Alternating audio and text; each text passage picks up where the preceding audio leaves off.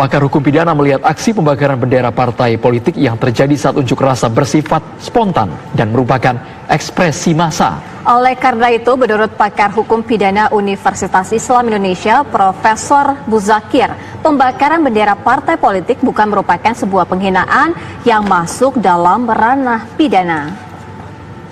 Sebagai lampiasan emosi maka membakar bendera gitu ya. Nah, oleh sebab itu membakar bendera itu bukan bermaksud menghina bendera, simbol dari PDIP lah ya, sebagai luapan bahwa kalau menolak PDIP, menolak HIP itu seolah ya harus emosinya juga dilontarkan kepada PDIP, dan simbol menolaknya itu adalah dengan cara membakar bendera. Jadi oleh sebab itu membakar bendera itu tidak termasuk kategori yang disebut penghinaan lah ya. Jadi nggak masuk kualifikasi penghinaan, itu sebagai ekspresi penolakan terhadap RUU HIP yang HIP diduga sebagai sumbernya, idenya, gagasannya, dan orang-orang yang terlibatnya adalah orang-orang PDIP gitu. Jadi menurut saya begitu. Kita lanjutkan dialog, saya ingin ke Pak Slamet Ma'arif. Pak Slamet Ma'arif, mengapa massa menumpahkan kekesalan terhadap PDI Perjuangan? Iya, jadi saya pikir ginilah, PDIP nggak usah lebay lah, nggak usah berlebihan. Toh bendera PDI Perjuangan udah sering dibakar, baik oleh mahasiswa ketika aksi masalah BBM, bahkan oleh kadernya sendiri. Di Kalimantan Barat juga kan bendera PDIP dibakar oleh kadernya sendiri. Bahkan juga kader PDIP pernah membakar bendera Partai Demokrat tahun 2017, itu dari berita dan data yang kita dapatkan. Artinya tidak usah lebay, tidak usah berlebihan. Justru sekarang ada persoalan yang sangat penting buat kita, menyangkut keutuhan NKRI, menyangkut keselamatan Pancasila, menyangkut jati diri bangsa, menyangkut ideologi dasar negara yang sudah final, kemudian diungkit-ungkit lagi, diungkap-ungkap lagi. Nah, karena menyangkut ideologi dan menyangkut keselamatan Pancasila, menyangkut keutuhan NKRI, makanya wajar umat ini marah, wajar rakyat Indonesia ini marah, karena masalah ideologinya yang sudah selesai kemudian akan diutik-utik kembali.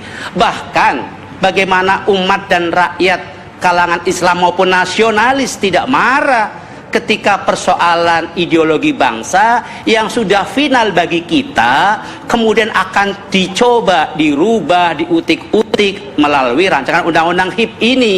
Bahkan ketuhanan yang Maha Esa yang menjadi dasar negara dan dicantumkan dalam Undang-Undang Dasar 45 disepakati akan dirubah menjadi ketuhanan berkebudayaan. Pak Slamet. Bahkan bagaimana umat tidak marah, bagaimana rakyat nggak marah ketika Pancasila akan dirubah menjadi Trisila dan Ekasila. Pak Slamet. Dan kenapa kemudian ketika teriak-teriak bakar bendera komunis, bakar atribut komunis, kemudian spontan pengunjuk rasa, spontan massa membakar bendera PDI Perjuangan? Karena rakyat merasa ada indikasi bahwa lewat PDI Perjuangan komunis akan bangkit, Neo-PKI akan muncul kembali. Buktinya apa? Yang terbaru melalui rancangan undang-undang HIP ini, begitu. Pak Slamet, jika Bapak mengatakan ini bahwa kan persoalan sangat mendasar, gitu. Pak Slamet, jika Bapak mengatakan massa menolak RUU HIP, ketika aksi massa harusnya terkendali, Pak. Tidak usah pakai bakar-bakar. Seperti dikatakan Mas Arya Bima tadi, massa harusnya bisa mengendalikan diri.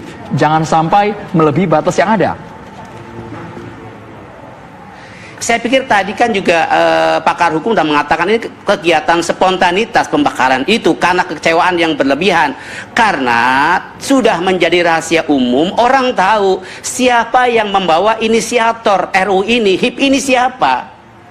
Justru sekarang kita menuntut, kita akan kawal terus, kita akan kejar terus untuk dituntut secara hukum siapa inisiator RUU ini yang telah jelas-jelas membuat kegaduhan, membuat umat resah, membakar emosi rakyat, bahkan membuat kegaduhan di mana-mana. Bahkan sampai Majelis Ulama Indonesia, Majelis Ulama tingkat provinsi, 34 provinsi, semua mengecam, semua menolak.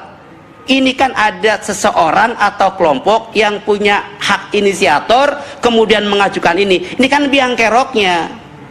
Kalau PDIP merasa kecolongan, ya mestinya pecat dong. Kalau ternyata betul datanya orangnya jelas namanya, Badan Kehormatan DPR mestinya juga menyelidiki siapa orangnya, pecat juga.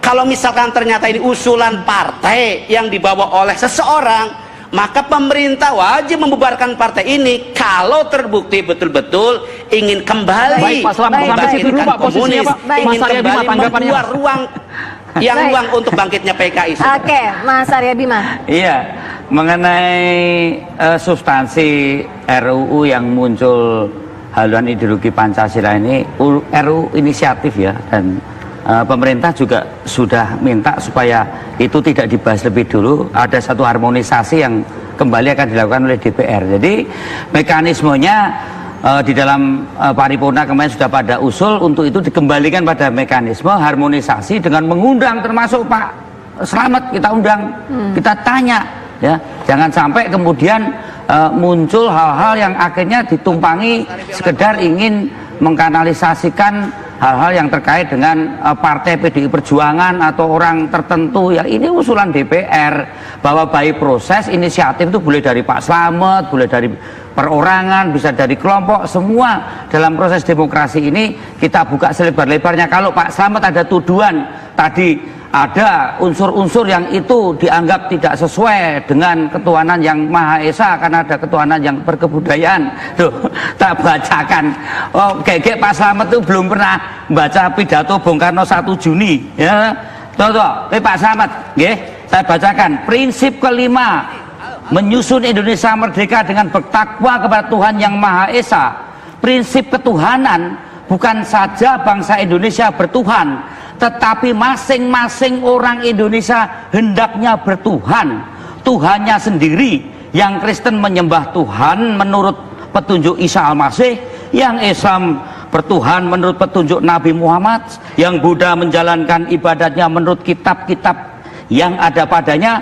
Tapi marilah kita semua bertuhan, hendaknya negara Indonesia